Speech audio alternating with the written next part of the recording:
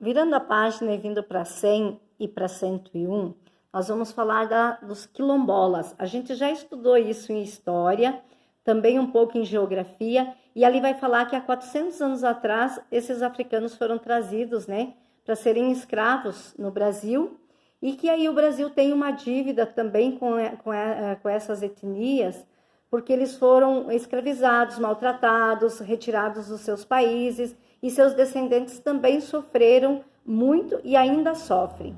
Então, após a abolição ali da escravatura, em 1888, muitos escravizados livres não tinham onde trabalhar, nem o que fazer. Então, foi criadas essas comunidades quilombolas para que eles possam viver da agricultura, extrair da natureza alguns produtos para poderem ter a sua subsistência.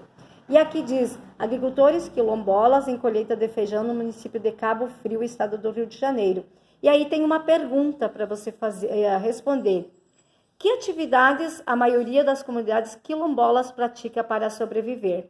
Ao ler o texto, que você já consegue ler, você vai descobrir o que eles praticam para sobreviver, e você vai escrever aqui na número 7. E aí tem os caiçaras.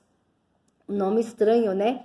Mas os caiçaras são pescadores que vivem próximos ao mar, né? E ali já tem até a fotografia deles, eles sobrevivem da pesca, retiram então da natureza, fazem essa extração animal, e aí é uma foto de Paraty, no Rio de Janeiro. E são comunidades também, muitas comunidades são ribeirinhas. As comunidades que vivem localizadas no litoral dos estados de São Paulo, Paraná, Rio de Janeiro. Nós temos também em Santa Catarina, se nós pegar a região de Florianópolis, todo o litoral catarinense, muitos caiçaras vivem da pesca, né? Esperando a época da pesca para ter a sua sobrevivência. E aqui nós temos duas perguntas para responder. Onde vivem as comunidades caiçaras? Aí você vai ler ali no texto, vai grifar a resposta e vai responder aqui embaixo. Qual é a principal atividade desenvolvida por essas comunidades? Do que eles sobrevivem? O que eles fazem? Já está dito ali, ó. No próprio, a principal atividade das comunidades caiçaras é a pesca artesanal não predatória. Eles não usam grandes barcos, grandes redes. Eles vão com barcos pequenos, então é um pescador artesanal. Você responde a 9 e aí vira a página e vai para 102. E aí nós temos a 102 e a 103, algo bem interessante para a gente pensar. O que fazer com o lixo? E aí tem um texto que traz para nós refletir sobre isso. Podemos ter atitudes que contribuem para diminuir a quantidade de lixo que produzimos, colaborando para reduzir esse problema ambiental que é de todos nós. E aí vem os 5 R's. O que é os 5 R's? Repensar, e aí tem o texto para você ler. Recusar, quer dizer, se eu não preciso, por que eu vou comprar? Ou se denigre, maltrata e judia do meio ambiente, por que eu vou comprar nesse recipiente ou desta empresa? Recusar produtos feitos com materiais que prejudicam o ambiente. Reduzir, só vou comprar se eu preciso. E ainda, se é possível retornar, vou retornar as embalagens. Reutilizar, vou fazer algo, vou transformar aquela embalagem em algo que pode ser modificado e pode ser útil. Reciclar. Reutilizar e reciclar são duas palavras que uma complementa a outra, duas atitudes. Reciclar consiste em reaproveitar o material e os objetos que seriam descartados na lixeira.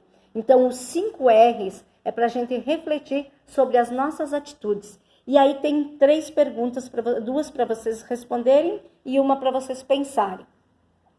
O que é o consumismo? O que é o consumismo? Por que eu preciso? Por que eu tenho que comprar? Por que eu digo para minha mãe, preciso de um iPhone novo?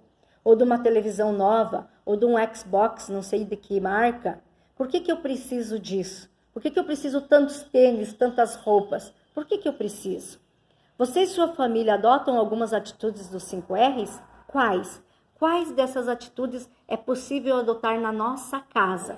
De que maneira você e seus colegas podem diminuir a quantidade de lixo gerado na escola e na sua casa? Pense sobre. E aí você vira a página e você vai ler coleta de lixo seletiva. A gente não tem na nossa cidade ainda. Algumas coisas temos. E aqui, ó, as caixas que a gente pode depositar as lixeiras. Do reciclável, do orgânico, do metal, do papel, do vidro e do plástico. Então, olhem as cores e as lixeiras destinadas. E a minha atitude faz a diferença. Lixeiras para coleta seletiva. Cada tipo de material deve ser depositado na lixeira correspondente. A coleta seletiva facilita a reciclagem. Esse é um ponto que nós precisamos avançar, a humanidade como um todo.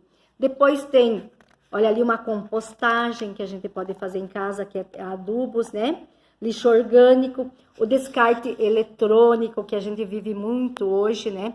Não pode descartar baterias, pilhas em qualquer lugar, tem que ter um lugar destinado para isso.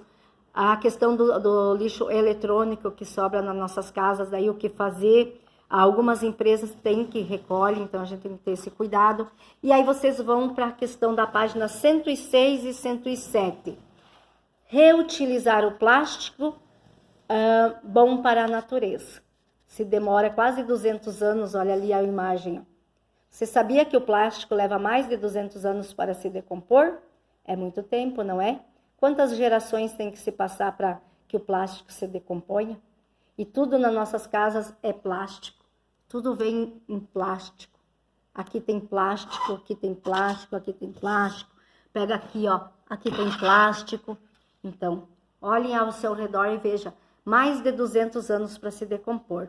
Depois que você lê e vê, ó, você gostaria de visitar esse rio aí? Córrego poluído por lixo no município de Juazeiro, estado da Bahia. Não pense que é só lá. Se nós for olhar nossos entornos, a gente vai encontrar muita questão do lixo. E aí você pode responder e fazer essa tarefa maravilhosa. Nesse tempo da pandemia que vocês estão em casa, tente fazer um objeto, um brinquedo, algo com o lixo que iria lá para a lixeira. Você pede ajuda dos seus familiares e façam isso. Tem todo o passo a passo, o texto instrucional para você fazer. Você não vai fazer com os colegas, vai fazer sozinho. Depois você vai para as próximas páginas sobre a água. Você vai aqui para a questão das atitudes corretas. Você vai aqui a água que consumimos, a nossa é da Casan, né? A Estação de Tratamento de Santa Catarina é a Casan. Para onde vai a água que sai das nossas casas? É só a estação de tratamento. É tudo conhecimento que você pode adquirir sem ter os professores ali. Por que a menina ficou doente? O que aconteceu com essa menina? Você vai ler o texto e descobrir. A questão do lobo-guará, que até saiu na nota de R$200, que ele está ameaçado de extinção porque estão destruindo o habitat natural dele, que é o cerrado. Leiam esse texto, degradação ambiental no campo. Bem, extinção de espécies vegetais. Aí aqui há a questão da erosão, a mata ciliar que precisa nos rios e o assoreamento. O que é assoreamento? É quando vai terra dentro do leito do rio e ele vai perdendo o espaço por onde a água corre. Incrível, olha aqui. Esse é o rio Irani, no município de Chapecó, estado de Santa Catarina, aqui nosso vizinho. E aí depois você tem a questão do agrotóxico e a poluição dos rios, os defensivos agrícolas, muito usado na agricultura em todo o Brasil. Uma questão para responder, a questão do extrativismo mineral e as atividades que mais degradam o ambiente. E aí tem aqui uma barragem de rejeitos da mineradora no município de Mariana, estado de Minas Gerais. Aí vocês já ouviram falar daqueles acidentes enormes que aconteceram lá em Minas Gerais e que poluiu e deu problema em muitas cidades.